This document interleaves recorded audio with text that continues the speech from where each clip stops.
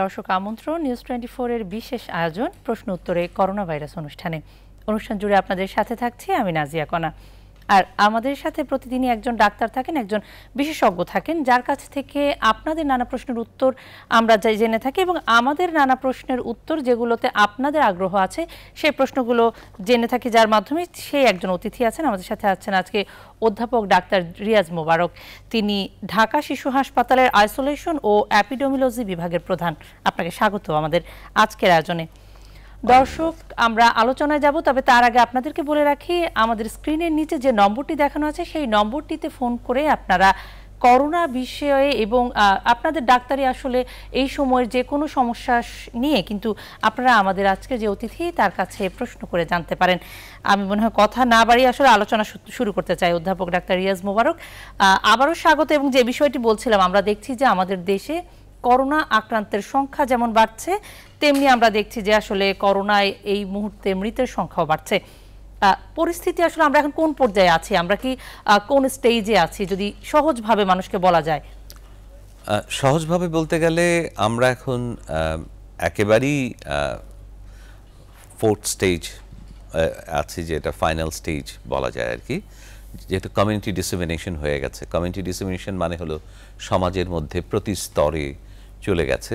আরেকটা জিনিস হলো যে একটা সময় এটা মানুষ বুঝতে পারবে এইভাবে যে একটা সময় আমরা দেখতাম যে রোগীরা কেবল যারা এসছে বা অচেনা কোনো রোগী বিদেশ থেকে তারা ইনফেক্ট করেছে তাদের পেশেন্টগুলি হচ্ছিল সংক্রমিত।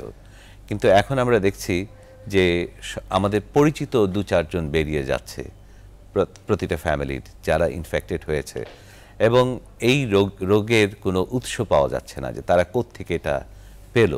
এটার অর্থ হলো যে সামাজিক একটা ডিসেমিনেশন, যে এটা যে ছড়িয়ে পড়েছে, আমাদের লোকাল ট্রান্সমিশন যেটা বলি সেটা মানে এরই মধ্যে হয়ে গেছে। লোকাল ট্রান্সমিশনের পরে সারা দেশে ছড়িয়ে পড়েছে। এটা হলো এই জিনিস। তো আমাদের যেটা হচ্ছে আমাদের জন্য কি মানে তাহলে সেই জায়গাটাতে আমাদের সময় কি আমাদের জন্য কি এই মে মাসটা কি খুবই ঝুঁকিপূর্ণ? মে মাসটা অবশ্যই ঝুঁকিপূর্ণ, কারণ এই মে মাসটা এটা এখন তো বাড়ছে। এখন ধরেন মৃতের সংখ্যার চাইতেও আমরা মৃতের সংখ্যার দিকে খুব বেশি তাকাবো না, আমরা তাকাবো কতখানি ইনফেকশন হচ্ছে, সেটা ইম্পর্ট্যান্ট। এবং এটা ক্রমাগত কিন্তু বাড়ছে। আমরা যে সরকারি স্ট্যাটিস্টিক্স বা পরিসংখ্যান দেখছি তাতে করে দেখছি যে এর সংখ্যা প্রতিদিনই বাড়ছে, এবং এই সময়টার মধ্যে অনেক বেড়ে যাবে এবং অনেকেই আক্রান্ত হবে। এবং এটা কি মে মাস জুড়ে নাকি মে মাসের এই প্রথম 2 সপ্তাহ এরকম কোনো এটা এখন আমরা আসলে এই ভাইরাসটা সম্পর্কে খুব ভালো কিন্তু এখনো জানি না, কেউই জানি না, বিশ্বের কেউই জানি না। আমরা দেখেছি অন্যান্য ইউরোপিয়ান দেশগুলিতে যে এই শুধু 2 সপ্তাহ নয়, যখন বাড়া শুরু করে তারা 1 মাস জুড়ে কিন্তু বাড়তে শুরু করেছে, এবং এখনো অনেক জায়গায় কিন্তু অনেক বেশি নম্বরে হয়েছে। এবং এক এক কমিউনিটিতে এটি এক এক ধরনের আসলে আচরণ করছে। হ্যাঁ, তো এখন আমরা যদি বলি যে পশ্চিমা দেশগুলো, বিশেষ করে আমেরিকা বা ইউরোপের কয়েকটি দেশের তুলনায় আমাদের এখানে কিছুটা ধীরগতি, সেটার কারণ হিসেবে বা দক্ষিণ এশিয়ায় যে কিছুটা ধীরগতি এই ভাইরাসের, সেটার কারণ আসলে কি হতে পারে? হ্যাঁ, এটা খুবই সত্যি কথা যে আমরা আমেরিকা কিংবা ইউরোপের মতো এরকম দ্রুত গতিতে ছড়িয়ে পড়াটা দেখতে পাচ্ছি না বা বেড়ে যাওয়াটা দেখতে পাচ্ছি না। এটার কারণ হয়তো বা আমরা সবকিছু অ্যাজাম্পশন, আমাদের এটার ব্যাপারে কোনো অভিজ্ঞতা নেই।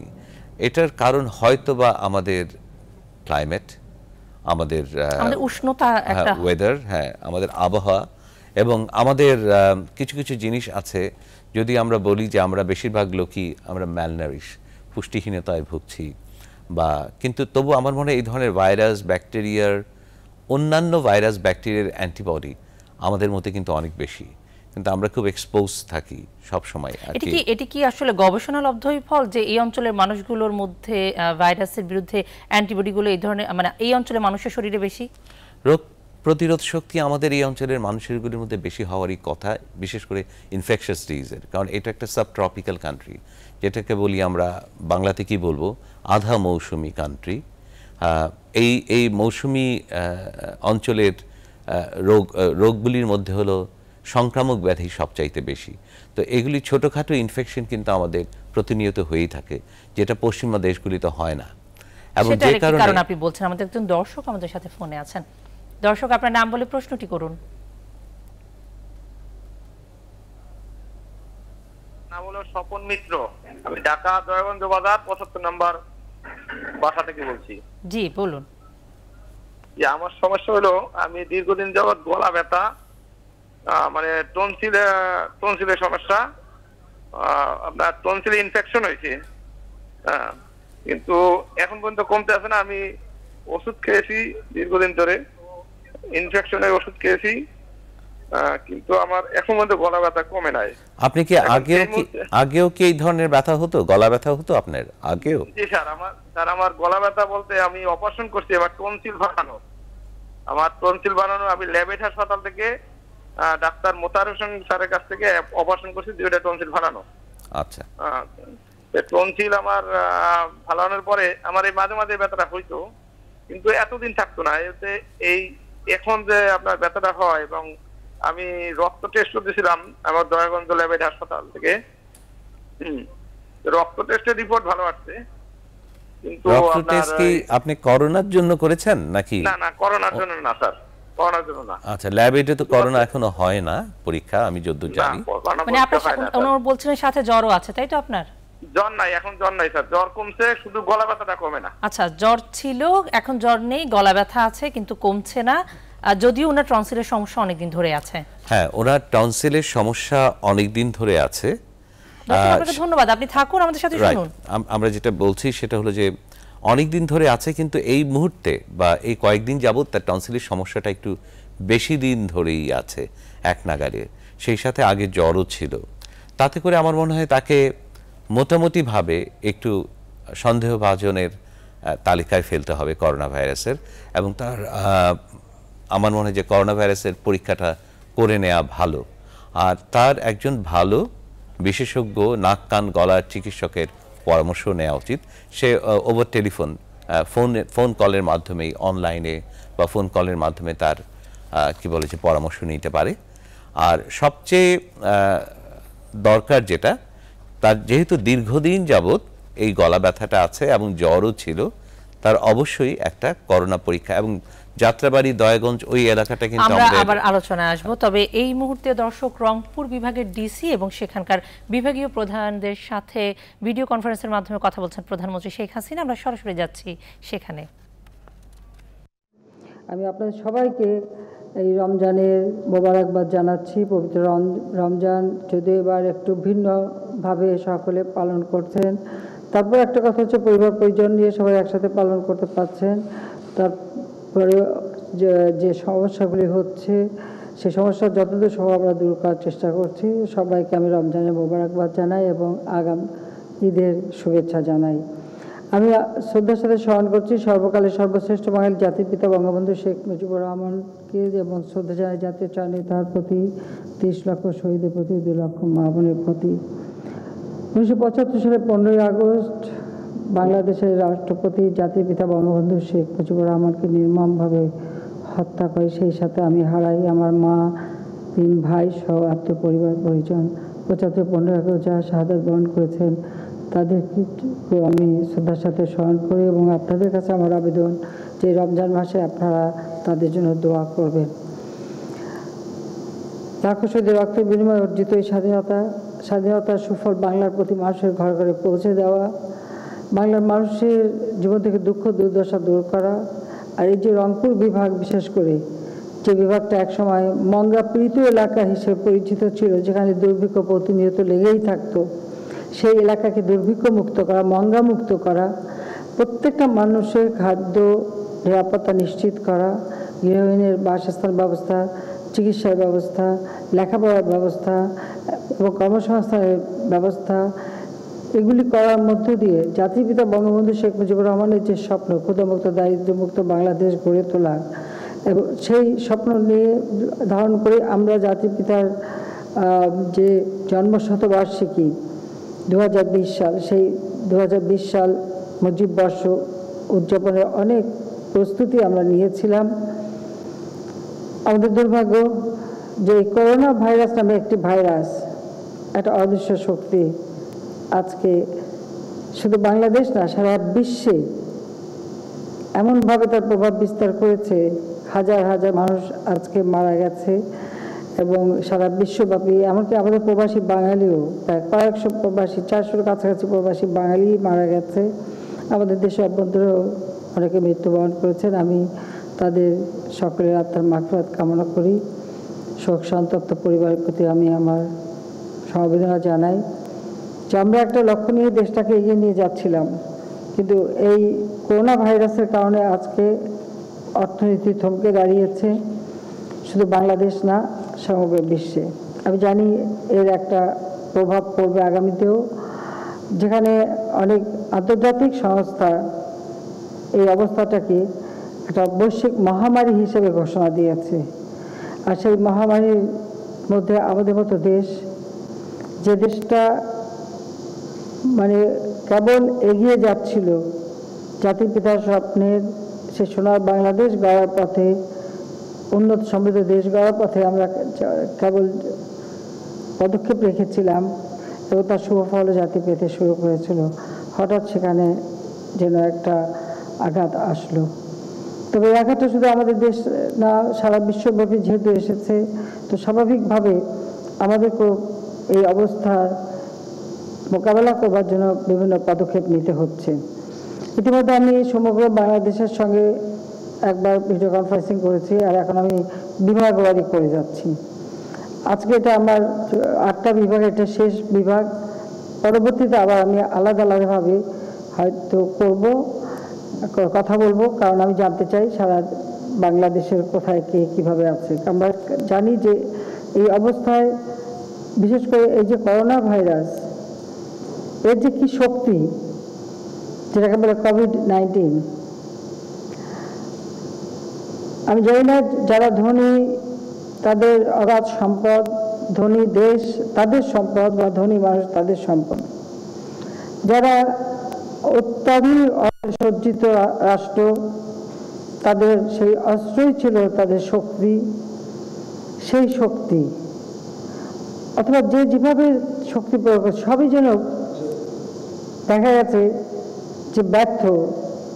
একটা অদৃশ্য শক্তি করোনা ভাইরাস কোভিড-19, সেই শক্তি হচ্ছে সর্বশক্তি। আল্লাহ রাব্বুল আলামিনের কি খেলা এটা বোঝা মুশকিল, কাজে সেটাই আমরা দেখতে পাচ্ছি যে আল্লাহ একটা শক্তি দেখাচ্ছেন, যার ফল আজকে সারা বিশ্ব ভোগ করছে, যাতে কোনো ধন সম্পদ, অর্থ, অস্ত্র কোনো কিছুই কাজে লাগছে না। এখানে ধনী দরিদ্র সবার জন্য একাকার হয়ে গেছে। এই অবস্থা মোকাবেলা করে আমাদেরকে এগিয়ে যেতে হচ্ছে। তবে আমাদের দেশটাকে সুরক্ষিত করা, দেশের মানুষের নিরাপত্তা নিশ্চিত করা, আর এই ভাইরাসের কারণে আমাদের দেশের মানুষ যেন ক্ষতিগ্রস্ত না হয় সেদিকে বিশেষ দৃষ্টি দেওয়া, এটাই হচ্ছে আমাদের একমাত্র লক্ষ্য। আর সেই লক্ষ্য নিয়ে আমরা বিভিন্ন পদক্ষেপ নিচ্ছি, যেখানে আমাদের যেহেতু এটা অত্যন্ত সংক্রামক একটি রোগ, হাঁচি কাশি এর মাধ্যমে সংক্রামিত হয়, সেজন্য সবাইকে, দেশবাসীকে আমি অনুরোধ করব যে আমরা কিন্তু যেহেতু রোজার মাস, আমরা বেশ কিছু পদক্ষেপ নিয়েছি, ধীরে ধীরে আমরা কিছু কিছু জিনিস উন্মুক্ত করে দিচ্ছি, কিন্তু সেখানে আপনাদের সবাইকে নিজেকে সুরক্ষিত করতে হবে, আবার অপরকেও সুরক্ষিত রাখতে হবে। কাজে আমাদের স্বাস্থ্য অধিদপ্তরের পক্ষ থেকে যে সমস্ত নির্দেশনা গেছে স্বাস্থ্য সুরক্ষা করার জন্য, সেগুলো আপনারা অবশ্যই মেনে চলবেন। যখনই যেখানে যাবেন, হাটে বাজারে বা অফিস আদালত যা যেখানে মানুষের সংস্পর্শে যখন আসবেন, মুখে অবশ্যই মাস্কটা লাগিয়ে রাখবেন। এটা এমন না যে মানে করোনা রোগীকে চিকিৎসা দেওয়ার জন্য যে মাস্ক পরতে হবে সেটা কিন্তু না। এটা আপনি মোটামুটিভাবে আপনার হাঁচি কাশিটাকে আপনার নিয়ন্ত্রণে রাখা বা অন্যের হাঁচি কাশি থেকে নিজেকে বাঁচানো বা সংস্পর্শ থেকে বাঁচানোর জন্য এমনকি আপনি ঘরে তৈরি মাস্কও ব্যবহার করতে পারেন, কিন্তু আপনাকে এটা ব্যবহার করা একান্তভাবে জরুরি। সেটা সবাই করবেন, আমি সেটাই অনুরোধ করব। এখানে ব্যবসা বাণিজ্য সব কিছু একটু যেহেতু থমকে গিয়েছিল, ইতিমধ্যে আমরা ছুটি ঘোষণা দিয়েছি 5ই মে পর্যন্ত ঘোষণা দিয়েছিলাম, সেটাকে আমরা 15ই মে পর্যন্ত বৃদ্ধি করতে চাচ্ছি। কিন্তু সাথে সাথে যেহেতু রমজান মাস, এই রমজান মাসে যাতে কেনা বেচা চলতে পারে তার জন্য দোকানপাট খোলা বা যেহেতু রোজার সময় ইফতার কেনা বা সেহরি খাওয়া বা রোজার মাসে বাজার হাট করা সেগুলি যাতে চলতে পারে সেদিকে আমরা বিশেষভাবে দৃষ্টি রেখে সেগুলি খোলারও মানে চালু রাখারও নির্দেশ দিয়েছি। আর প্রতিটি জেলায় বিভিন্ন জেলাভিত্তিক যে সমস্ত মানে ছোটোখাটো ক্ষুদ্র শিল্প রয়ে গেছে সেগুলি তারা চালাতে পারবেন সেভাবে আমরা নির্দেশনা দিয়েছি। এবং আমাদের মানে অর্থনীতির চাকাটা যাতে গতিশীল থাকে সেখানে মানুষকে সুরক্ষিত রেখে, মানুষের স্বাস্থ্যের দিকে নজর রেখে সেগুলি যেন পরিচালিত হতে পারে তার জন্য যথাযথ পদক্ষেপ নেয়। এবং এ ব্যাপারে ইতিমধ্যে বেশ কতগুলি নির্দেশনা আপনারা খুব শিগগিরই পাবেন। এটা আমাদের ক্যাবিনেট ডিভিশন থেকে সেটা ঘোষণা দেওয়া হবে। আমরা চাচ্ছি আমাদের যেমন সরকারি অফিস আদালত সব সীমিত আকারে আমরা চালু করে দিচ্ছি যাতে মানুষের কষ্ট না হয়। এবং সামনে ঈদের আগে কেনাকাটা বা যা যা দরকার সেগুলিও যেন মানুষ করতে পারে। কিন্তু এখানে একটা যে মাথায় রাখতে হবে যে খুব বেশি খোলামেলা সবার সাথে মেশাবে, এক জায়গায় জড়ো হওয়া বা খুব বড় জনসমাগম করা, এই জায়গা থেকে সবাইকে মুক্ত থাকতে হবে, কারণ সেখানেই কিন্তু সংক্রামিত হওয়ার সম্ভাবনা রয়ে গেছে। সেদিকে লক্ষ্য রেখে আমরা কাজ করে যাচ্ছি। এটা বলে রাখতে হবে যে শুধু আমরা না, সারা বিশ্বব্যাপী এই অবস্থাটা চলছে। যদিও আমরা এই ব্যাপারে যথেষ্ট মানে সতর্কতা অবলম্বন করাতে আমরা একটা ভালো ফলাফলও পাচ্ছি। তা আমি দেশবাসীকে ধন্যবাদ জানাই। আর সেই সাথে সাথে আমি বলবো যে আমাদের যারা কাজ করে যাচ্ছেন প্রত্যেকে এ ব্যাপারে যথেষ্ট আন্তরিকতার সাথে কাজ করে যাচ্ছেন, সেজন্য আমি আন্তরিক ধন্যবাদ জানাই। আমরা প্রতিটি জিনিসটাকে নিয়ন্ত্রণ করবার জন্য ইতিমধ্যে এই ভাইরাসের সংক্রামক রোগ নিয়ন্ত্রণে আমাদের যে পূর্ব অভিজ্ঞতা বা বিশ্ব স্বাস্থ্য সংস্থার যে গাইডটা মনে রাখতে হবে যে WHO বিশ্ব স্বাস্থ্য সংস্থা যে নির্দেশনা দিচ্ছে আমরা সেই নির্দেশনা কিন্তু অনুসরণ করে এই সব পদক্ষেপগুলি আমরা নিচ্ছি। তবে এটা এখন তো আমার কোনো ওষুধ বের হয়নি, কাজে সেখানে যেমন সর্দি কাশি জ্বর বা শ্বাসকষ্ট এগুলি থেকে দূরে রাখা, যার জন্য প্রচুর গরম পানি ব্যবহার করা, বারবার হাত ধোয়া বা পরিষ্কার পরিচ্ছন্ন থাকা, নিজের ঘর বাড়ি থেকে শুরু করে আশেপাশে এলাকা সব যেন পরিষ্কার পরিচ্ছন্ন থাকে সেদিকে বিশেষভাবে দৃষ্টি দেওয়ার জন্য আমি অনুরোধ জানাচ্ছি। ইতিমধ্যে আমরা জাতীয় কমিটিও করেছি, যা এখন ইউনিয়ন পর্যায় পর্যন্ত সেই কমিটি কাজ করে যাচ্ছে, কাজে তাদের সকল নিয়ম কানুন আপনারা মেনে নেবেন। আর এই করোনা ভাইরাসের চিকিৎসার জন্য ইতিমধ্যে আমরা সিদ্ধান্ত নিয়েছি যে আমরা আরও 2000 ডাক্তার এবং 6000 নার্স, তার মধ্যে 5000 নার্স ইতিমধ্যে সিলেক্ট হয়ে গেছে। আমরা এই 5054 জন নার্স নিয়োগ দিচ্ছি খুব শীঘ্রই এবং তাদেরকে সেভাবে ট্রেনিংও করানো হবে এই রোগের চিকিৎসার জন্য, যাতে কোনো মতে এই রোগ যেন সংক্রামিত না হয় বা ছড়িয়ে না পড়ে সেই দিকে আমরা বিশেষভাবে দৃষ্টি দিচ্ছি। তাছাড়া স্বেচ্ছাসেবী হিসেবে করোনা ভাইরাস সংক্রামক তথ্য চিকিৎসা সেবা প্রদানের হটলাইন সংযুক্ত আছে, এগুলি আপনারা সবাই জানেন, প্রতিদিন এটা প্রচার করা হয়ে থাকে টেলিভিশন রেডিও মাধ্যমে। আর সেই সাথে সাথে আমরা অনেকগুলি হাসপাতালও সুনির্দিষ্ট করে রেখেছি। এমনকি আমরা ঢাকা মেডিকেল কলেজের যে মানে দ্বিতীয় যে অংশটা আছে পুরোনোটা থাকবে সাধারণ রোগীদের জন্য, আগে যেভাবে চলতো, কিন্তু দ্বিতীয় ফেজে যেটা করা হয়েছিল ঢাকা মেডিকেল কলেজ 2 সেটাকে আমরা করোনা ভাইরাসের জন্য প্রস্তুত রেখেছি যে এই ধরনের চিকিৎসা যাতে যথাযথভাবে পাওয়া যায়।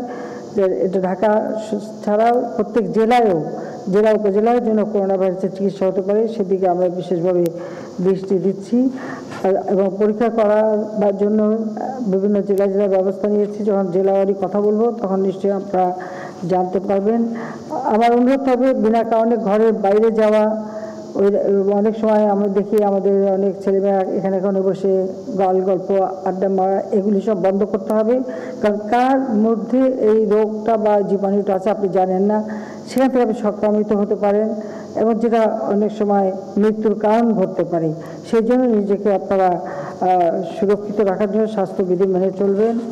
ইতিমধ্যে যারা এই রোগের সেবা দিচ্ছেন এবং সত্যিকার সেবা যারা দিচ্ছে তাদেরকে আমরা প্রণোদনা দেব। তার জন্য আমরা ইতিমধ্যে 100 কোটি টাকার একটা বরাদ্দ ঘোষণা দিয়েছি। তাছাড়া আমাদের সবচেয়ে বড় কথা, আমাদের যারা চিকিৎসার সঙ্গে জড়িত, যেমন আমাদের চিকিৎসক, নার্স বা স্বাস্থ্যকর্মী যারা একটা চিকিৎসা হাসপাতাল বা সেখানে যারা কাজ করে, প্রত্যেকে, তবে মাঠ প্রশাসনে আমাদের কর্মকর্তারা, আমাদের আইন শৃঙ্খলা রক্ষাকারী সংস্থা বা বাহিনী, পুলিশ, অত্যন্ত দক্ষতার সাথে পুলিশ কাজ করছে। কয়েকজন পুলিশও ইতিমধ্যে মারা গেছে। আমি সত্যি এই জন্য তাদের পরিবারের প্রতি সমবেদনা জানাই, তাদের আত্মার মাগফিরাত কামনা করি। আমাদের সশস্ত্র বাহিনী, বিজিপি, আনসার বিজিপি প্রত্যেকেই যার যার জায়গায় নিজে নিজে যথেষ্টভাবে দায়িত্ব পালন করে যাচ্ছেন। আমি সবাইকে আমার আন্তরিক ধন্যবাদ জানাচ্ছি যে তারা, এমনকি আমাদের পুলিশ বাহিনী সেই লাশ অনেক সময় আত্মীয়স্বজন নিতে চায় না, সেই লাশ পর্যন্ত তারা দাফন করছে। সেই সাথে সাথে আমাদের সংগঠনের ছেলে যারা ছাত্রলীগ বা কৃষক লীগ, যুবলীগ সহ আওয়ামী লীগের নেতাকর্মীদের আমি নির্দেশ দেওয়াতে তারাও আজকে মাঠে নেমেছে। যেমন ধান কাটার সমস্যা হচ্ছিল, প্রতিটি জেলায় ধান কাটায় আমাদের নেতাকর্মীরা, বিশেষ করে ছাত্রলীগ অগ্রণী ভূমিকা নিয়েছে। তাদেরকে আমি আন্তরিক ধন্যবাদ জানাচ্ছি যে তারা কৃষকের পাশে দাঁড়িয়েছে, নিজের হাতে কাঁচি নিয়ে তারা ধান কেটে সহযোগিতা করে যাচ্ছে। সেই সাথে আমাদের কৃষক লীগ সহ অন্যান্য সহযোগী সংগঠন তারা করে যাচ্ছে এবং প্রত্যেকেই যারা মানুষের মাঝে খাদ্য বিতরণ করছে, বিশেষ করে এই 4 দিনে এটা অত্যন্ত গুরুত্বপূর্ণ। যারা আমাদের আইন শৃঙ্খলা রক্ষাকারী সংস্থা সহ সশস্ত্র বাহিনীর স্বাস্থ্যকর্মী, মাঠ পর্যায়ের কর্মী, প্রশাসনিক কর্মীরা যারা যারা কাজ করে যাচ্ছেন তাদের সবাইকে ধন্যবাদ জানাই। আমি বলবো যে এখানে যদি যারা অসুস্থ হবেন তাদের চিকিৎসার দায়িত্ব, এবং কেউ যদি খোদা না করে মৃত্যুবরণ করে তাদের পরিবারকে দেখাশোনার জন্য আমরা ইতিমধ্যেই আপনারা জানেন যে প্রত্যেকের জন্য 5 থেকে 10 লাখ টাকার, এবং এটা প্রকারভেদে আমরা বৃদ্ধি করব, কারণ পরিবার যদি বড় হয় তার জন্য আরও বড় অঙ্কের টাকা আমরা দেব, যার জন্য 750 কোটি টাকার একটা বরাদ্দ আমরা সুনির্দিষ্ট করে রেখে দিয়েছি।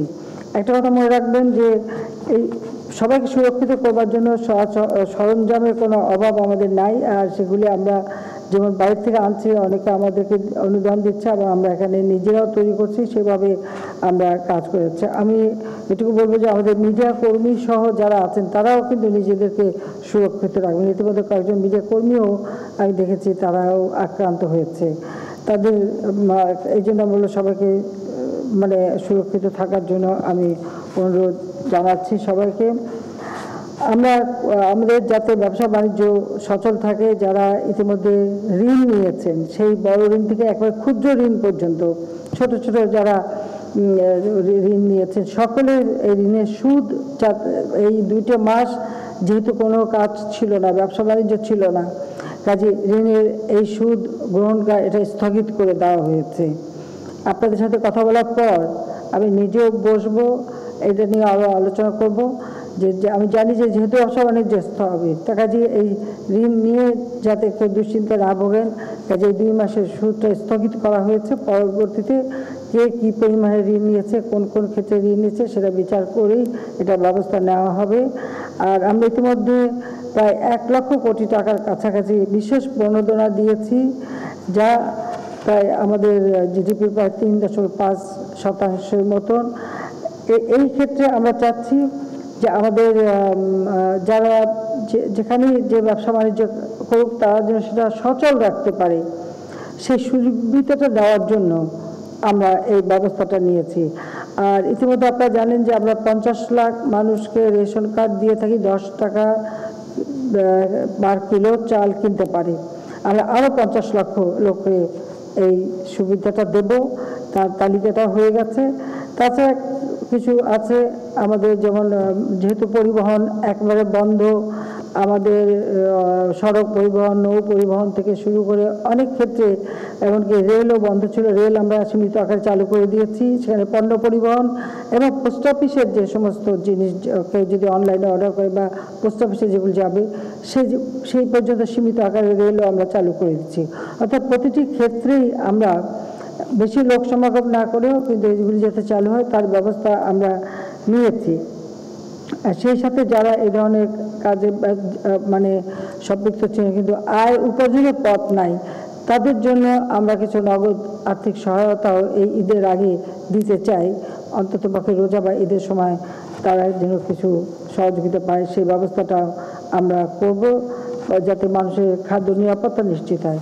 আমি আমাদের সরকারের পক্ষ থেকে যেমন ত্রাণের ব্যবস্থা করেছি বা সহযোগিতা করছি, অনেক বেসরকারি খাতে অনেকে এগিয়ে এসেছেন এবং আমাদের নির্বাচিত জনপ্রতিনিধিরা একেবারে সেই ইউনিয়ন পর্যায় থেকে মানে সংসদ সদস্য থেকে ইউনিয়ন পর্যায় পর্যন্ত বা ওয়ার্ড পর্যায় পর্যন্ত অনেকেই এই ব্যাপারে সহযোগিতা করে যাচ্ছেন। যারা মানুষের পাশে দাঁড়িয়েছেন তাদের সবাইকে আমার আন্তরিক ধন্যবাদ জানাচ্ছি। আমাদের মনে রাখতে হবে যে কৃষি আমাদের দেশের সবথেকে বড় সম্পদ, কারণ এখন যেহেতু সারা বিশ্বে অর্থনৈতিকভাবে একটা স্থবিরতা এসে গেছে আর সেখানে একটা দুর্ভিক্ষ দেখা দিতে পারে। কাজে এই দুর্ভিক্ষের আশঙ্কা থেকে মুক্ত হওয়ার জন্য যেমন নিজের দেশকে যেমন আমরা রক্ষা করব, পাশাপাশি অন্যান্য দেশ, ইতিমধ্যে বেশ কয়েকটি দেশ আমাদের কাছে সহযোগিতা চেয়েছে, আমরা তাদের জন্য খাদ্য পাঠিয়েছি, সহযোগিতা পাঠিয়েছি এবং আর আমাদের হয়তো পাঠাতে হবে। তো সেই জন্য আমাদের 1 ইঞ্চি জমি যেন অনাবাদি পড়ে না থাকে, কারণ আমাদের একটা আল্লাহ রাব্বুল আলামিন আমাদের একটা জিনিস দিয়ে গেছেন যে আমাদের জমি অত্যন্ত উর্বর। যারা জাতির পিতা মহান মুক্তিযুদ্ধে বিজয়ের পর তিনি কিন্তু বলেছেন, অনেকে জিজ্ঞেস করেছিল যে এইরকম একটা স্থবির অবস্থা আপনি কিভাবে চালাবেন, শুধু বলেছিলেন যে আমার মাটি অত্যন্ত উর্বর, আমার মাটি আছে, আমার মানুষ আছে, কাজে আমরা এই মাটি আর মানুষ নিয়েই কিন্তু আমরা দেশকে গড়তে পারবো। তা আমিও জাতির পিতার সেই আদর্শে বিশ্বাস করি। কাজে আমি আপনাদের অনুরোধ করব যে 1 ইঞ্চি জমি যেন অনাবাদি না থাকে। আমরা এখন যেমন ধান কাটলাম, কাটার সাথে সাথে সেই মাঠে যেখানে রোপা, আউশ বা এমন এগুলি চলবে সেটা তো চলবে, কিন্তু তার বাইরের যে জায়গাগুলি পড়ে থাকবে সেখানে যেন কিছু পড়ে না থাকে, সেখানে কি উৎপাদন করা যায়। ইতিমধ্যে আমি কৃষিমন্ত্রীকে তার সাথে কথা বলেছি, আমি বলেছি যে এই যে মাঠ খালি থাকবে সেখানে কি লাগানো যেতে পারে, কোন ফসলটা হতে পারে সহজে, বা তরি তরকারি থেকে শুরু করে তরি তরকারি মাশরুম থেকে শুরু কি হতে পারে সেটা দেখে সেই জায়গার মাটি টেস্ট করে সেই জিনিসগুলি যাতে উৎপাদন বাড়ে, অর্থাৎ যা কিছু হোক উৎপাদন হোক, কিছু মানুষের ঘরে একটু খাবার থাকুক বা আমরা বাইরে যখন কেউ সাহায্য সেবা আমি যদি দিতে পারি সেটার ব্যবস্থার জন্য আমরা করতে পারি, সেভাবে আমাদের একটু জায়গার জন্য পড়ে না থাকে, আমরা ওইটুকু কাজে লাগিয়েই কিন্তু আমরা চলতে পারবো। আমাদের দুধ উৎপাদনে যেহেতু এখন অনেক ইটিগুলি বন্ধ থাকাতে, হোটেল টোটেল সবই বন্ধ থাকাতে মানুষ অসুবিধা পড়েছিল, মিষ্টির দোকান খুলে দেওয়া হয়েছে। পাশাপাশি দুধ থেকে যেমন ঘি তৈরি করা এবং প্রত্যেকটা ডিসির হাতে আমরা কিছু টাকা দিয়েছি ত্রাণের জন্য। আর তাছাড়া যারা ত্রাণ দেবেন তারা কিন্তু কিছু দুধ কিনে বাচ্চাদেরও দিতে পারেন। আর তাছাড়া গুঁড়ো দুধ তৈরি করা বা ঘি তৈরি করা সেগুলি করে যেগুলি দীর্ঘদিন থাকবে সে ব্যবস্থাও নিতে পারে। আর তাছাড়া যে সস্তায় আশেপাশের লোকদের বিক্রি করে দিতে পারেন। অনেকে দেখেছে অভিমান করে দুধ ফেলে দিতে চায়, ফেলে না দিয়ে সাধারণ মানুষের কাছে যে দাম চায় দিয়ে দিলেও তো সেটাও নিজেরও কিছু লাভ হলো আর যারা পেলো তারা খেতে পারলো। ঠিক এইভাবে মাছ, দুধ, ডিম ইত্যাদি এখন কিন্তু চলছে। এটা মোটামুটি আমি একটা হিসাব পেয়েছি যে প্রতিদিন কত ডিম উৎপাদন হচ্ছে, বিক্রি হচ্ছে, কত দুধ উৎপাদন হচ্ছে, বিক্রি হচ্ছে, কত, এগুলি কিন্তু একটা হিসাব আমরা প্রতিনিয়ত করে যাচ্ছি এবং প্রত্যেক মন্ত্রণালয় থেকে আমাকে কিন্তু সেই হিসাবটা দেওয়া হচ্ছে। কাজে এটাও একটা ভালো দিক, কাজে কোনো কিছু স্থবির হচ্ছে না। আমরা এই কৃষি খাতে বিশেষ প্রণোদনা আমরা দিয়েছি, 5,000 কোটি টাকার একটা প্রণোদনা। সেখানে ডেইরি ফার্ম, পোলট্রি ফার্ম থেকে শুরু করে ক্ষুদ্র মাঝারি কৃষক যেমন মৎস্য চাষ করেন বা প্রত্যেকের যেন কিছু সুযোগ পান এটা তার ব্যবসাটা চালাতে, সেদিকে লক্ষ্য রেখেই আমরা 5,000 কোটি টাকার একটা বিশেষ প্রণোদনা দিচ্ছি। আর তাছাড়া আপনারা জানেন যে 9,500 কোটি টাকা ইতিমধ্যে আমরা ভর্তুকিও দিচ্ছি। অর্থাৎ পেটে খেলে পিঠে সয়, এই জন্য খাবারটা যেন ঠিক থাকে আমাদের নিজেদের, আবার আমরা যেন অন্য কোথাও যদি দুর্ভিক্ষ অবস্থা হয় আমরা সেই সব জায়গায় যেন সাহায্য করতে পারি, সেদিকে লক্ষ্য রেখেই আমরা এই ভর্তুকির ব্যবস্থা আমরা করে দিয়েছি। এবং খুব অল্প সুদেও আমরা ঋণের ব্যবস্থা করে দিয়েছি সকলের জন্য। ইতিমধ্যে আমরা যেমন আপনারা জানেন যে প্রায় 10 লাখ মেট্রিক টন ধান আমরা সংগ্রহ করব, আর এর মধ্যে 2,20,000 মেট্রিক টন আতপ, তারপরে 80,000 মেট্রিক টন গম সহ প্রায় 21 লাখ মেট্রিক টন খাদ্যশস্য আমরা সংগ্রহ করব। তো 21 লক্ষ মেট্রিক টন খাদ্য যদি আমরা সংগ্রহ করি, তাহলে আমরা আশা করি যে আগামী কয়েক মাসের মধ্যে আমাদের আর খাওয়ার কোনো অসুবিধা হবে না। এরপর আমাদের সীমিত আকারে আউশ, আমন সেগুলিও আসবে বা অন্যান্য ফসল আসবে, কাজে বাংলাদেশে আর খাদ্যের অভাব যেন না হয় সেটা দেখতে হবে। তো সেখানে আমি অনুরোধ করবো যে আপনারা যেমন বিশেষ করে এই রংপুরকে আমি বিশেষ করে বলে যাচ্ছি, যেহেতু এটা একটা মঙ্গাপীড়িত এলাকা ছিল, এখানে যারা একটু মানে সচ্ছল পরিবার আছেন বা আমাদের যারা প্রশাসন বা আমাদের যারা দলনেতা সকলকে আমরা এই অনুরোধ করব যে এই এলাকায় যেন আবার মঙ্গা ফিরে না আসে, সেদিকে বিশেষভাবে দৃষ্টি দিতে হবে। কাজে সেখানে যদি কোনো দুস্থ লোক থাকে তাদেরকে সাহায্য করা এটা কর্তব্য, এবং সেখানে আমাদের যথেষ্ট পরিমাণে খাদ্য মজুদ আছে, কোনো মানুষ যেন না খেয়ে কষ্ট না পায়। আর যারা একটু সীমিত বা মানে নিম্নবিত্ত বা একটু মধ্যবিত্ত বা ফিক্সড ইনকাম, অনেকেরই হয়তো কিছু অসুবিধা থাকতে পারে, যারা হাত পাততে পারে না, তাদের সহযোগিতার জন্য কিন্তু আমরা বিশেষ ব্যবস্থা নিচ্ছি। আর সেই সাথে এই রংপুর আবার দেখবেন যে আপনারা যেন আবার ওই ইসে না আমরা চলে যাই, তো হবে না। আর ইনশাল্লাহ এর জন্য যা দরকার আমরা সেই ব্যবস্থা নেব। কাজে আমি এটুকু বলবো যে আমাদের দেশটাকে আমরা এগিয়ে নিয়ে যেতে চাই। আমাদের একটাই দুঃখ যে জাতির পিতা যে আকাঙ্ক্ষা ছিল বাংলাদেশটাকে আমরা ক্ষুধামুক্ত দারিদ্র্যমুক্ত বাংলাদেশ হিসেবে গড়ে তুলব, ইতিমধ্যে দারিদ্র্যমুক্ত আমরা করেছিলাম। আরও একটা সুস্থ পরিবেশ থাকলে আমরা এই দারিদ্র্যমুক্ত এই বছরের মধ্যে অর্থাৎ 2021 সালের মধ্যে আরও আমরা কমাতে পারতাম, কিন্তু বিশ্বব্যাপী এই করোনা ভাইরাসের কারণে হয়তো সেটা স্থবির হয়ে গেছে। তবে আমি আশাবাদী এবং আমি সবাইকে বলবো যে সবাই মিলে আমরা যদি কাজ করি, আমাদের যে অগ্রযাত্রা সেটা আমরা অব্যাহত রাখতে পারবো। কাজে সেদিকে আপনারা সবাই মনে জোর রেখে কাজ করবেন। সমস্যা আসবে, সমস্যা মোকাবেলা করি আমাদের এগিয়ে যেতে হবে। আমরা প্রাকৃতিক দুর্যোগ মোকাবেলা করি, আমরা মনুষ্য সৃষ্ট সেই অগ্নি সন্ত্রাস থেকে শুরু করে নানা ধরনের দুর্যোগ আমরা মোকাবেলা করেছি। কাজে এই করোনা ভাইরাস এর বিরুদ্ধে এই দুর্যোগও আমরা ইনশাল্লাহ মোকাবেলা করে এটাও আমরা কাটিয়ে উঠতে সক্ষম হব, এটা আমরা বিশ্বাস করি। তো সবাইকে আমি আন্তরিক ধন্যবাদ জানিয়ে আবারও এই রমজান মাসে সবাইকে আমরা রমজানের মোবারকবাদ জানিয়ে শেষ করছি। খোদা হাফেজ। জয় বাংলা, জয় বঙ্গবন্ধু, বাংলাদেশ চিরজীবী হোক।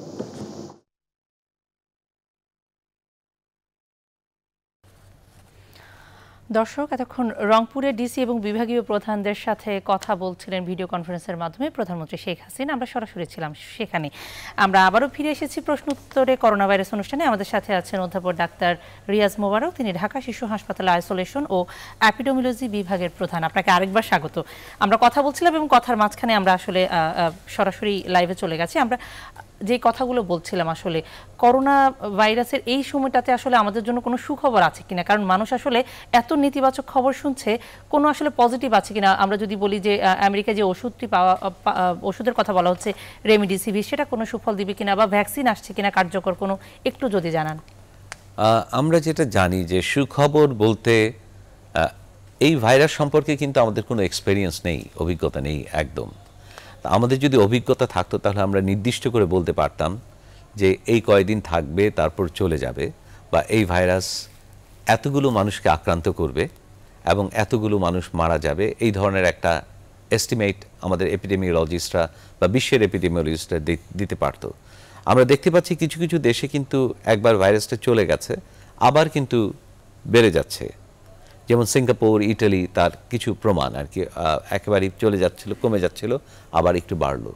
তো এখন এই ভাইরাসটা আমাদের দেশে, আমাদের এই যে আবহাওয়ায় এবং আমাদের পারিপার্শ্বিকতায় কেমন বিহেভ করে সেটা কিন্তু আমরা এখনো জানি না।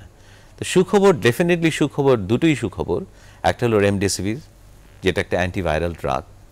তো আমাদের যে কোনো, যেহেতু একটা ভাইরাস এটাকে নিশ্চয়ই ট্রিটমেন্টের জন্য একটা অ্যান্টিভাইরাল ড্রাগ কাজ করবে। এখন যেহেতু এটা র্যান্ডমাইজ কন্ট্রোল ট্রায়াল বলি আমরা, যে ড্রাগগুলিকে কন্ট্রোল ট্রায়াল করা হয়, প্রথমত এগুলিকে নানাভাবে রিসার্চ করে তারপর কিছু মানুষের মধ্যে দেওয়া হয়, আবার কিছু মানুষের মধ্যে দেওয়া হয় না, তারপর দেখা হয় কোথায় কতখানি কাজ করলো।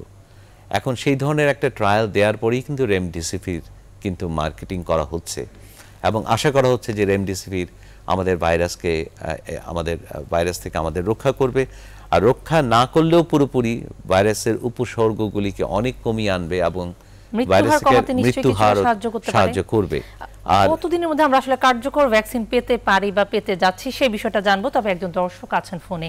দর্শক, আপনার নাম বলে প্রশ্নটি করুন। ম্যাডাম, আমার নাম হলো ফিরোজ। জি ফিরোজ, আমি মাগুরা থেকে বলছিলাম।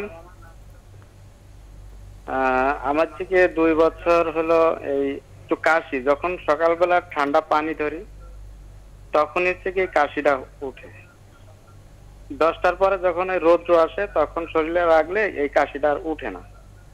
এখন আসলে আমার ভিতরে একটা ভয় জাগে যে এটা কি আবার করোনা ভাইরাসের ভিতরে কি পড়ে কিনা। কোনো প্রশ্ন করবেন আপনি ওনাকে? না, প্রশ্ন তো এটা তো দীর্ঘদিনের কাশি। আচ্ছা, আপনি থাকুন আমাদের সাথে। দর্শক, আপনাকে ধন্যবাদ। আমার মনে হয় যে তার চিন্তা করা উচিত যে এই কাশিটা আসলে করোনার মতো মনে হচ্ছে না, কারণ এখন সবকিছুই যে করোনা সেটা ধরে নিলে ভুল হবে। এই ব্যাপারে তার একজন চিকিৎসকের পরামর্শ নিতে হবে, দরকার পড়লে একটা বুকের এক্সরে বা রক্ত পরীক্ষা এগুলি করে দেখতে হবে, বা অন্যান্য টেস্টগুলি কিন্তু আমরা ভুলে গেলে চলবে না, যেমন যক্ষ্মার টেস্ট। মাগুরাতে সে থাকে এবং তার 2 বছর কাশি, 2 বছর ধরে তো আমরা করোনার মুখোমুখি হচ্ছি না, এবং এইটা না করে তার একজন ভালো চিকিৎসকের পরামর্শ অবশ্যই নিতে হবে, সেই অনুযায়ী কিছু পরীক্ষা নিরীক্ষা করতে হবে এবং সেই চিকিৎসকের পরামর্শ অনুযায়ী ওষুধ নেওয়া বা তার চিকিৎসা ব্যবস্থা চালিয়ে যেতে হবে, যেটি বলছিলেন। আমরা ভ্যাকসিন নিয়ে কথা বলছিলাম যে একটি কার্যকর ভ্যাকসিন কতদিনে পেতে পারে বিশ্ব? আমরা কার্যকর ভ্যাকসিন অ্যাকচুয়ালি বিভিন্ন ফেজে ট্রায়াল দিতে আমাদের প্রায় 2 বছর লেগে যায়, 17 মাস থেকে 2 বছর প্রায় লেগে যায় সেটা। তারপর সেই ভ্যাকসিনটা, যেহেতু এটা একটা অ্যান্টিভাইরাল ভ্যাকসিন হবে, এটা নিশ্চয়ই লাইভ ভ্যাকসিন হবে, জীবিত ভ্যাকসিন, এবং এই ভ্যাকসিন দেওয়ার পরে মানুষের কোনো ক্ষতি হচ্ছে কিনা বা এই ভ্যাকসিন থেকে আবার এই অসুখটা হয়ে যাচ্ছে কিনা, সেই ধরনের প্রিকশনস নিয়ে কিন্তু ভ্যাকসিনটা মার্কেটিং করা হবে। তো সেই অনুযায়ী আমাদের ভ্যাকসিন এখন যেভাবে চলছে প্রক্রিয়া, বিভিন্ন জায়গা থেকে, ইংল্যান্ড কিংবা আমেরিকা কিংবা চায়নাও হয়তো তৈরি করছে, এরা যে তৈরি করছে এরা চাচ্ছে দ্রুত এই ভ্যাকসিনটাকে তৈরি করতে, মার্কেটিং করতে। এখন যেটা হচ্ছে যে কিছু কিছু ফেজ, কিছু কিছু স্টেপস বাদ দিয়ে হয়তো এটা মার্কেটিং করা হতে পারে মানুষকে বাঁচানোর জন্য, আবার আরেকটা জিনিস হতে পারে যে এই রিস্ক হয়তো নাও নিতে পারে। তবে আমার মনে হয় যে কার্যকর একটা ভ্যাকসিন ভালো করে আসতে আমাদের সময় লাগবে, মিনিমাম বছরখানিক সময়ের আগে আমরা একটা কার্যকর ভালো ভ্যাকসিন হয়তো পাবো না, খুব দ্রুত চেষ্টা করলেও। ভ্যাকসিন যদি আমরা পেয়েও যাই, সেটি আসলে পুরো বিশ্বের কাছে পৌঁছাতেও আসলে সময় কতদিন লাগবে? বিশ্বের উৎপাদন প্রক্রিয়ার একটি বিষয় তো আছেই। হ্যাঁ, বিশ্বের কাছে পৌঁছতে খুব বেশি সময় লাগবে না, এই কারণে আমি যদ্দূর জানি, বিশ্বস্ত সূত্রে আমার খবর পাওয়া, সেটা হলো যে ইংল্যান্ডের একটা কোম্পানি এই ভ্যাকসিনগুলি অলরেডি অনেক স্যাম্পল তৈরি করে তারা মজুত রেখেছে, তারা শুধু এখন ক্লিয়ারেন্সের অপেক্ষা আছে যে এটা ঠিক কিনা। তারা এই সময়টা নিতে চাচ্ছে না যে ভ্যাকসিনটা যেদিনই ইয়েস বলবে সেদিনই তারা সারা বিশ্বে ছড়িয়ে দেবে, কিন্তু ইয়েস বলার পরে আরও কতগুলি ফেজ হয়, হ্যাঁ, শেলফ লাইফ টাইপ অনেক কিছু দেখা হয় ভ্যাকসিনের, সেগুলি কোন টেম্পারেচারে কিভাবে থাকবে সেগুলি, তার জন্য তারা আগে থেকে ভ্যাকসিনগুলি একটা রিস্ক নিয়ে তৈরি করা হচ্ছে। আবার যদি নো বলে তাহলে এই পুরো ভ্যাকসিনই কিন্তু তাদের ডাম্পড হবে, ফেলে দিতে হবে, এই মিলিয়ন মিলিয়ন ডলারের ভ্যাকসিন। তার মানে হচ্ছে ভ্যাকসিন আসা ছাড়া কি আমরা বলতে পারি যে এই ভাইরাস থেকে বিশ্ব আসলে খুব সহজেই মুক্তি পাচ্ছে না?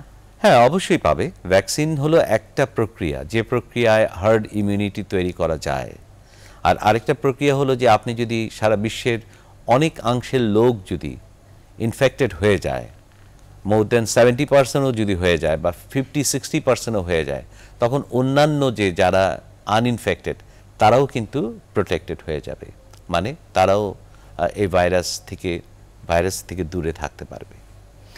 এর আগের আমাদের এরকম যে মহামারী রোগগুলো ছিল সেগুলো আসলে ইতিহাস কি বলছে? ভ্যাকসিনই কি আসলে এর প্রতিরোধের একমাত্র ব্যবস্থা, নাকি আপনি যেটি বলছিলেন যে বেশিরভাগ মানুষ আক্রান্ত হলে প্রাকৃতিকভাবে তাদের মধ্যে এক ধরনের অ্যান্টিবডি তৈরি হয়? ওই যে আমি বললাম যে একটা এপিডেমিওলজিক্যাল ল্যাঙ্গুয়েজ, একটা হার্ড ইমিউনিটি। হার্ড মানে হলো যে গরুর পালকে আমরা বলি, বা মোষের পালকে আমরা হার্ড অফ ক্যাটলস যেটা ইংরেজিতে বলি HERD। সেই হার্ড ইমিউনিটি বলে এক গাদা লোকের মধ্যে যদি রোগ প্রতিরোধ শক্তি হয়, তাহলে তার আশেপাশের যেসব লোকজন তাদের মধ্যে রোগ প্রতিরোধ শক্তি গজাবে। কি তার আচরণ বদলাতে বদলাতে তার দুর্বলতা, মানে সে কি দুর্বল হয়ে যেতে পারে একটা সময়? সেরকম দুরকমই হতে পারে। একটা হলো যে ভাইরাসের আচরণ বদলাতে বদলাতে সে ভয়ঙ্কর হতে পারে আরো, আবার ভাইরাসের আচরণ বদলাতে বদলাতে সে দুর্বলও হতে পারে। কারণ যেমন ইনফ্লুয়েঞ্জা ভাইরাসের কথা যদি আমরা বলি, ইনফ্লুয়েঞ্জা ভাইরাস কিন্তু প্রতি বছরই একটা নতুন রূপে আসতে থাকে। এটাকে আমরা বলি অ্যাসর্টমেন্ট অফ ভাইরাল পার্টিকলস। তার মানে অর্থাৎ হলো আমরা বাজারে দেখি অ্যাসর্টেড বিস্কিট আছে, নানা রকমের বিস্কিট কিন্তু একসাথে করি অ্যাসর্টেড বিস্কিট করি, তেমনি ইনফ্লুয়েঞ্জার বিভিন্ন টুকরা দিয়ে বিভিন্ন রকমের ইনফ্লুয়েঞ্জা ভাইরাস দিয়ে আরেকটা নতুন ভাইরাস তৈরি হয়। এই জন্য কিন্তু প্রতি বছরই কিন্তু আমাদের নতুন নতুন ইনফ্লুয়েঞ্জার ভ্যাকসিন কিন্তু তৈরি করতে হয়। গত 2-3 বছরের যে ভাইরাসগুলি কি কি আক্রমণ করেছে, সেই ভাইরাসগুলির পার্টিকলস নিয়ে কিন্তু আমরা ভ্যাকসিন তৈরি করি। মৌসুমী ভাইরাস হিসেবেও আসতে পারে সেটি বলছেন। আমাদের সাথে একজন দর্শক আছেন। দর্শক, আপনার নাম বলে প্রশ্নটি করুন। আসসালামু আলাইকুম। ওয়ালাইকুম আসসালাম। জি, আমার নাম মোহাম্মদ রিপন, আমি কুমিল্লা থেকে বলছিলাম। জি রিপন, বলুন।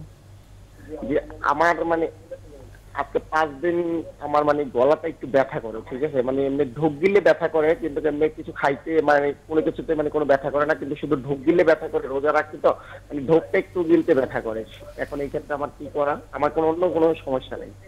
না, আপনার কি কোনো জ্বর আছে বা আপনি এটা কি? আমি গতকাল কেউ জ্বর মাপছি, আমার 97, সকালেও মাপছি বিকালেও মাপছি 97। তাহলে আপনার জন্য যেটা দরকার সেটা হলো যে এটা নিয়ে খুব ভাবনা চিন্তা না করে, এটা সাইকোলজিক্যাল হতে পারে। আর 2 নম্বর জিনিস হলো যে তার যেহেতু জ্বর নেই, এক্সকিউজ মি, তার জন্য সে যেটা করতে পারে লবণ জল দিয়ে গড়গড়া করতে পারে, কিংবা একটু আদার আর লেবুর চা বা এরকম শেখাতে পারে। দর্শক, আপনাকে ধন্যবাদ আপনার প্রশ্নটির জন্য, এবং উত্তর নিশ্চয়ই পেয়েছেন আপনি। আমরা আসলে, আপনি যেহেতু শিশু হাসপাতালের আইসোলেশন এবং এপিডেমিওলজি বিভাগের প্রধান, সেই জায়গাটা থেকে প্রশ্ন করি, আসলে শিশুরা কি অবস্থায় আছে, বা আপনাদের হাসপাতালে করোনার চিকিৎসা দেওয়ার ব্যবস্থা আছে কিনা, বা রোগী কেমন পাচ্ছেন? আমরা আসলে করোনা হাসপাতাল নই। করোনা হাসপাতাল হিসেবে করোনা চিকিৎসা দেওয়ার জন্য হাসপাতাল হিসেবে চিহ্নিত বা ডেজিগনেটেড নই। এটা আমাদের সরকারিভাবে তারা নিয়ন্ত্রণ করে কোন কোন হাসপাতালগুলি করোনা চিকিৎসা দেবে। কিন্তু সাধারণ যে শিশুদের, তাদের দেখতে গিয়ে আমরা অনেক সময় করোনা ভাইরাসে আক্রান্ত হয়েছে, তাদের করোনা ভাইরাস পজিটিভ এগুলো আসছে আমাদের এখানে। এবং বাচ্চারা যে খুব বেশি হচ্ছে সেটা আমি বলবো না। সারা বিশ্বের যদি আপনি স্ট্যাটিস্টিক্সও দেখেন, আমাদের বিশ্বের স্ট্যাটিস্টিক্সের মধ্যে আপনি দেখবেন যে চায়নার যে স্টাডি, সেটা দিয়েই ছোট ছোট কয়েকটা স্টাডি বেরিয়েছে। আমি এর আগের প্রোগ্রামে আমি বলেছি, তো সেখানে দেখা গেছে যে বাচ্চাদের মাত্র 0.6% ARDS, যেটাকে বলে অ্যাকিউট রেসপিরেটরি ডিস্ট্রেস সিনড্রোম, অর্থাৎ খুব খারাপ অবস্থায় হয়, মাত্র 0.6%। আর 50% বাচ্চাই যারা আক্রান্ত হয়েছে তারা কিন্তু খুব মাইল্ড সিমটম নিয়ে আমাদের প্রকাশ করেছে। এবং একটা স্টাডিতে দেখা গেছে যে প্রায় 16% বাচ্চারই কিন্তু কোনো সিমটমই দেখা দেয়নি। তো সুতরাং বাচ্চাদের ব্যাপারে সিমটম দেখা যায়নি তারা আক্রান্ত তো হতে পারেন। হ্যাঁ, তারা আক্রান্ত হতে পারে। আমার এই জায়গায় একটি প্রশ্ন, যে আক্রান্ত বাচ্চারাও হতে পারেন একইভাবে, অন্যরা যেমন হচ্ছে, কিন্তু আপনি বলছেন ক্ষতির পরিমাণটা কম তাদের। রাইট। তবে না, আক্রান্ত একইভাবে যে হচ্ছে সেটাও না। বাচ্চাদের আক্রান্তের সংখ্যা কিন্তু অনেক কম সারা বিশ্বের স্ট্যাটিস্টিক্স। সেই জায়গাটাতেই আমার প্রশ্ন, যে আক্রান্তের সংখ্যা কম কেন বাচ্চাদের ক্ষেত্রে? হয়তোবা এমন হতে পারে যে ভাইরাসটা কি করে, আমাদের শরীরের কোষের ভিতরে ঢুকে কোষের যে আমাদের সরঞ্জাম, যে ফ্যাক্টরি, যে কারখানা, সেই কারখানাটাকে সে ব্যবহার করে তার কারখানা হিসাবে। কারণ তার নিজস্ব কোনো কারখানা নেই, সেই কারখানা ব্যবহার করে সে আবার নতুন করে তার বাচ্চা উৎপাদন করে। তো আমাদের বাচ্চাদের যে কোষ, সেটা হয়তো বা এমন হতে পারে যে সেই বাচ্চাদের কোষটা সে ব্যবহার করতে পারে না, একটা ম্যাচিউর কোষ তার জন্য দরকার হয়। এটা হয়তো কারণ হতে পারে, এটা আমার অ্যাজাম্পশন, এটা এই নয় যে এটাই সত্যি কথা, এটা নিয়ে হয়তো রিসার্চ করতে হবে। বয়সটা কেমন হতে পারে? আমরা শুনেছি যে 0 থেকে 6 বছরের বাচ্চাদের আক্রান্তের হার একেবারেই কম। 1 বছরের নিচের বাচ্চাদের যে স্ট্যাটিস্টিক্স আছে চায়নাতে, যেটা জার্নাল অফ পিডিয়াট্রিক্সে ছাপা হয়েছে, তাতে 1 বছরের নিচের বাচ্চাদের প্রায় 10%-এর মতো আক্রান্ত হওয়ার সম্ভাবনা, আর যারা অ্যাডোলেসেন্ট তাদের প্রায় 3%-এর মতো আক্রান্ত হওয়ার সম্ভাবনা। আর আমরা দেখতে পাচ্ছি যে এখানে আমার এক্সপেরিয়েন্সে আমি 20 দিনের বাচ্চাও আক্রান্ত হয়েছে সেই রকম নথি আছে। তো সুতরাং আক্রান্ত হতেই পারে, অবশ্যই হতে পারে, কিন্তু বাচ্চাদের জন্য ততটা ঝুঁকিপূর্ণ না যেটি আমরা বলছি যে বয়স্কদের জন্য বা যাদের বহু ধরনের হয়তো নানাবিধ রোগ আছে তাদের জন্য ঝুঁকিপূর্ণ। এই জায়গাটাতে আসলে আরেকটি প্রশ্ন চলে আসে এই সময়টাতে। আমরা দেখছি যে এই রোগ নিয়ে আসলে নানা ধরনের, আমরা যদি বলি যে কুসংস্কার বলি বা নানা ধরনের আসলে কথা হচ্ছে। অনেকেই বলছেন যে গরম পানি খেলে ভালো হয়ে যাবে, গরম পানিতে গোসল করলে ভালো হবে বা ভালো থাকতে পারবে। কেউ কাঁচা রসুন খাচ্ছে এই সময়টাতে, আদা খাচ্ছে, লেবু খাচ্ছে, এই ধরনের আসলে কেউ বলছে এটি খাওয়া উচিত, কেউ বলছেন এটি আসলে কোনো কাজে আসছে না। আপনি কি বলবেন? বিভ্রান্তি যেটি আসলে তৈরি হয়েছে। আমার মনে হয় এটা বিভ্রান্তি কোনো ব্যাপার না। আমরা যে কোনো, যদি গলা ব্যথা, সর্দি, কাশি হয়, তাহলে আমরা আদার চা খেতে পারি, আমাদের গড়গড়া করতে পারি। আমরা পুরনো আমল থেকেই দেখে এসেছি যে আমরা কালিজিরা যেটা বলে অনেকে, সেটা আমরা খেয়ে আসছি যে আমাদের অসুখ বিসুখ ভালো থাকবে, রোগ প্রতিরোধ শক্তি বাড়বে। এবং এগুলো নিয়ে কিন্তু খুব ডিটেল রিসার্চ হয়নি। বেশিরভাগ ওষুধগুলো কিন্তু এই ধরনের হার্বাল জিনিস থেকেই কিন্তু অ্যালোপ্যাথি তারপরে নেয়, তাই না? ইভেন পেনিসিলিনও তৈরি হয়েছিল এডওয়ার্ড জেনার, সেটাও তো একটা বিশেষ হার্ব থেকে, তারপরে ওখান থেকে নিয়েছিল। তো আমরা এখনো বলতে পারি না যে কোনটা কি কাজ করে, তবে আমরা যদি এটাতে রিলিফ পাই, ভালো কোনো জিনিস।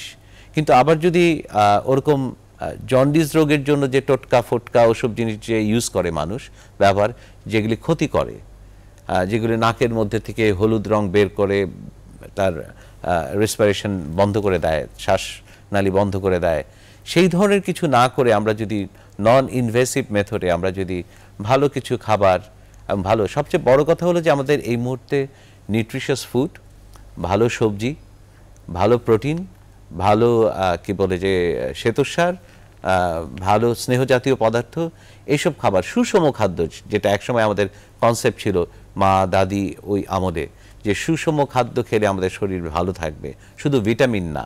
আমরা যেমন এখন শক্তিশালী বলতে মনে করি যে শুধু ভিটামিন খেলেই হবে, সেটা না। এই সুষম খাদ্যটা যাতে আমরা মেনটেন করতে পারি, সেই চেষ্টাই আমাদের করতে হবে, সেটা সবচেয়ে ইম্পর্টেন্ট। প্রতিরোধের ব্যবস্থাটা আসলে নিজের শরীরে রোগ প্রতিরোধ ব্যবস্থাটাকে আপনি বলছেন যে এই সময়টা বাড়িয়ে রাখা। অবশ্যই। আরেকটি বিষয়, এখন তো ধীরে ধীরে আমরা দেখছি যে লকডাউন কিছুটা শিথিল হচ্ছে বা কোনো কোনো জায়গায় আসলে কলকারখানাও খুলছে। সেই জায়গাটাতে আসলে এখন আমাদের নিরাপত্তা বা সচেতনতা কেমন হতে পারে সেই বিষয়টি জানবো। তবে আমাদের সাথে আরেকজন দর্শক আছে। দর্শক, আপনার নাম বলে প্রশ্নটি করুন। আসসালামু আলাইকুম। ওয়ালাইকুম আসসালাম। আপু, আমি কুষ্টিয়া থেকে বলছিলাম। জি বলুন। মাইয়া বলছি। আমার 2 দিন রাত্রে শুধু জ্বর আসছে, ঠান্ডা কাশি কোনো নাই, তো রাত্রে জ্বর আসছে, হালকা জ্বর। এই জন্য কি করণীয়? কি করা যেতে পারে? আর কোনো উপসর্গ নেই তাই তো বলছেন? আপনার বয়স, আপনার বয়স কত? বয়স 31 বছর। আচ্ছা, গুড, অনেক ধন্যবাদ। তা আমার মনে হয় যে 2 দিন রাত্রে জ্বর আসছে, আমাদের এই সিজনে এমনিতেই একটু জ্বর আসতে পারে। আমরা যে আগেই যে করোনা চিন্তা করব, আমাদের মনের মধ্যে তো সবসময় করোনা ইম্পোজড হয়ে রয়েছে, প্রথিত আমাদের মনের ভিতরে।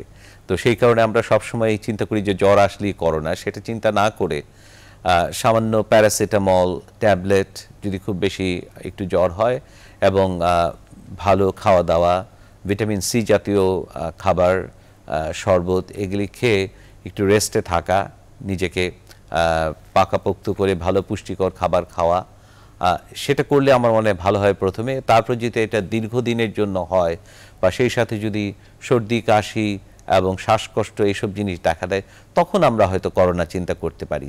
প্রথমে আমরা মানে আপনি সাধারণ আমরা জ্বরের যে চিকিৎসা নিই সেটি নিতে হবে, খারাপ চিন্তা না করে এখন আমাদের ভালো চিন্তাই করা উচিত। নিশ্চয়ই পরিবারের অন্যদের থেকেও নিজেকে এই সময়টাতে আলাদা রাখা উচিত, কিছুটা আলাদা রাখা উচিত। আর 31 বছর খুব একটা বয়স না, এই সময় মানুষ সাধারণত একটা মধ্য বয়সও যায়নি, তো এই সময়টা ভালো থাকারই কথা। সবচেয়ে বড় জিনিস যে করোনা নিয়ে চিন্তা না করে সাধারণ জ্বর হিসেবে এটাকে প্রথম দেখা উচিত, পরে যদি একটু সন্দেহ হয় তখন একজন ডাক্তারের পরামর্শ নেওয়া ভালো।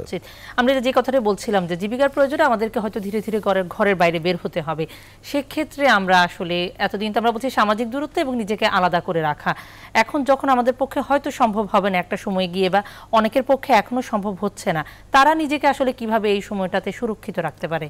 হ্যাঁ, আসলে জীবিকার প্রয়োজনে আমাদের সবারই একসময় বেরোতে হবে। আমরা দীর্ঘদিন বা অনির্দিষ্টকালের জন্য যদি এভাবে বসে থাকি তাহলে আমাদের ব্যক্তিগতভাবেও আমরা অনেক রকম সমস্যার সম্মুখীন হব, সেটা হয়তো করোনার চাইতেও মারাত্মক সমস্যা হতে পারে। আর আরেকটা জিনিস হলো যে আমাদের দেশেরও অর্থনীতিতে আরও বেশি ধস নামবে, তো সেই কারণে আমাদের বের হতেই হবে, এটা সত্যি। আর আমরা যেমন বেরোচ্ছি এখন জীবিকার কারণে চাইতে আমরা বেরোচ্ছি মানুষের কারণে, মানুষের প্রয়োজনে, আমরা যারা স্বাস্থ্যকর্মী, তো সেটা আমাদের তো এখনই বের হতে হচ্ছে। তো এখন আমরা সব রকম প্রিকশনসের চেষ্টা করছি, সব রকম নিরাপদ দূরত্ব, মাস্ক, তারপর গ্লাভস, এবং সরাসরি রোগী হ্যান্ডেল করতে গেলে আমরা যেটা করছি আমাদের পিপিই এখন যথেষ্ট পরিমাণে, আমি বলবো আমার হাসপাতালে অন্তত যথেষ্ট পরিমাণের পিপিই আমরা পাই এবং সেটা আমরা ব্যবহার করি, সবাইকে আমরা ব্যবহার করতে দিই যারা সরাসরি রোগী হ্যান্ডেল করে। তবে সবারই যে পিপিই ব্যবহার করতে হবে এমন ঠিক নাই, সেটি আপনি বলছেন। আমাদের সময় একেবারে যদি শেষ মুহূর্তে আসলে কিছু বলতে চান আমাদের যারা দর্শক আছেন তাদের উদ্দেশ্যে আমরা বলতে চাই যে এখন জীবিকার প্রয়োজনে যারা বেরোবে তারা এই দূরত্বটা বজায় রাখবে এবং কিছুদিন অন্তত আমাদের এই মাস্ক পরা এবং গ্লাভস পরা বা মাথা ঢাকার একটা যে অভ্যাস, এই অভ্যাসটাকে আমাদের অভ্যাসে পরিণত করতে হবে, নিয়মিত অভ্যাসে পরিণত করতে হবে এবং আমাদের সাবধান থাকতে হবে এবং আমাদের সচেতন থাকতে হবে। আমাদের আত্মসচেতনতার কিন্তু খুব বেশি অভাব, সেটা সেই জায়গাটাতে আমাদেরকে আরো বেশি মনোযোগী হতে হবে। আপনি বলছেন অধ্যাপক ডাক্তার রিয়াজ মোবারক, আপনাকে অসংখ্য ধন্যবাদ আমাদের এই আয়োজনে আসার জন্য। দর্শক আপনাদেরকেও ধন্যবাদ যারা এতক্ষণ আমাদের সাথে ছিলেন ফোনে কিংবা টিভি স্ক্রিনের সামনে। আপনারা যে কথাগুলো আসলে আমাদের আলোচক বলছিলেন যে আসলে ভাইরাস কতদিন থাকবে আমরা জানি না, তবে কিছু অভ্যাস হয়তো আমাদেরকে এই সময়টাতে গড়ে নিতে হবে, নিয়মিত মাস্ক পরা এবং যে জরুরি প্রয়োজন ছাড়া যেন আমরা বাইরে না যাই এবং যতটুকু সম্ভব আসলে শারীরিক দূরত্ব বজায় রেখে আমরা বাইরে যাওয়া বা বাইরে নিজের প্রয়োজনীয় কাজ করা। দর্শক সবাই আসলে সুস্থ থাকুন, সচেতন থাকুন এবং করোনা ভাইরাস মোকাবিলায় সব যে নির্দেশনাগুলো দেওয়া আছে সেগুলো মেনে চলুন। এই ছিল আমাদের আজকের আয়োজন। আগামী অনুষ্ঠান দেখার আমন্ত্রণ জানিয়ে এখানেই শেষ করছি।